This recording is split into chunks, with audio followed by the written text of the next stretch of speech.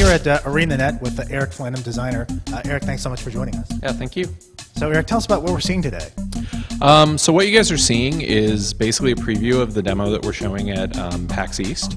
It features two new professions that have not been playable before. The first is the Guardian, and the second is the Thief, which is making its debut at PAX East. And then we'll be seeing also the Norn starter area. Okay, very cool. Tell us about the Norn race. I guess they're kind of about like a Nordic Viking type race. Is that right? Yeah, they're basically big, giant Northland barbarian types who can shapeshift into half kind of animal, half Norn forms. They're very independent and value accomplishment and try to make a name for themselves. And yeah, they're individually very strong. Now, Eric, we've talked a lot, I guess, about the Guardian recently, so I think the folks at home kind of know about that class. They haven't heard a lot about this new Thief class. I think a lot of the Guild Wars fans at home are thinking, hey, is this going to be kind of like the Assassin? Yeah. Give us this. Okay, so one of the reasons we didn't call it the Assassin is because while it does share some of the similarities with the Guild Wars 1 Assassin, it's really kind of its own thing. The big ability that it kind of gets its name from is the ability to steal items from whoever is fighting against. So the way that works is every type of creature has kind of a list of items that the thief can steal, and it gives the thief access to abilities that they wouldn't normally have. So for example, ogres have lots of skulls on their belts. A thief might steal a skull and then be able to kind of hold it up and use fear. And normally fear is the thing that's only available to necromancers. And so it makes the thief very versatile, but in a bit more random way. So the thief is very much about reacting to the situation at hand.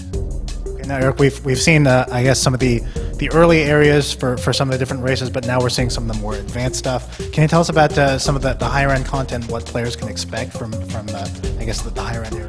Yeah, so the higher end areas tend to, we kind of, I think as we saw with the brand and things like that before, the ante kind of gets upped and things get more and more dire. For example, in the area that we're seeing now, which is just outside of Lion's Arch, you have these pirates who actively, try to burn down towns and things like that.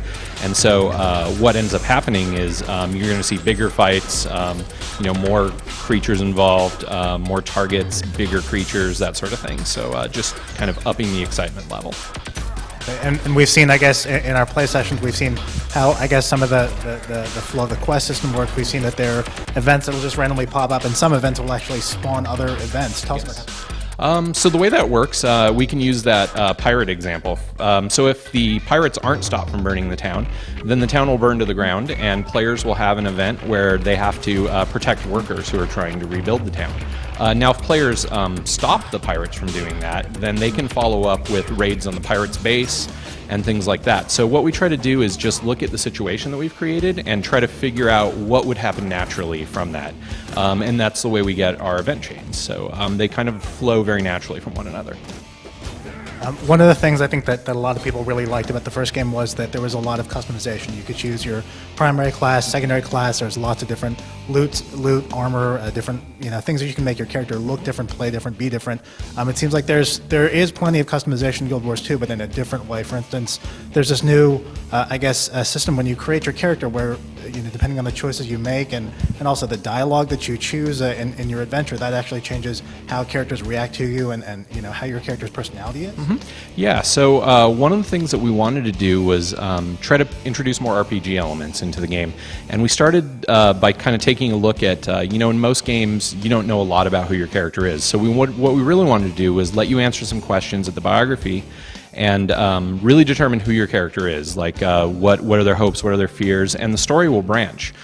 Furthermore, the thing that you're talking about is a personality system. So the game basically keeps track of the NPCs you're interacting with and notes what your personality is like. So if you're going around being, charming and ferocious to people, it'll label you a scoundrel. And then if you're a scoundrel, what'll happen is occasionally you'll get the chance to do some special things that you wouldn't normally get to do if you weren't a scoundrel. So lots of options in the story is kind of what we're going for.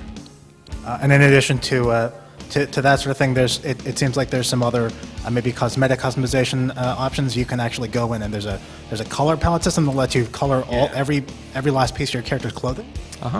So what that is kind of our dye system, and the way it works is every piece of equipment can have multiple dye channels on it. So if you've got like a coat, you can dye the sleeves different color from the main coat, or emblems on the coat. And what we do is, as you find sets of dye, you unlock them for your account. So as you unlock dyes for your account, your characters just have those available for them. We didn't really want to make characters be forced to buy different dyes for every piece of armor they get and that sort of thing. So you're basically able to customize your color scheme pretty easily. Okay, great, Eric. That's a ton of new stuff. Lots of new changes, lots of really interesting stuff in Guild Wars 2. From your perspective as you know, the designer on this game, is there maybe a personal aspect, a personal favorite aspect of the game that maybe you'd like to share with the folks at home? Yeah, I think I've said this before, but the thing I'm looking most forward to playing in the game is our World v World PvP.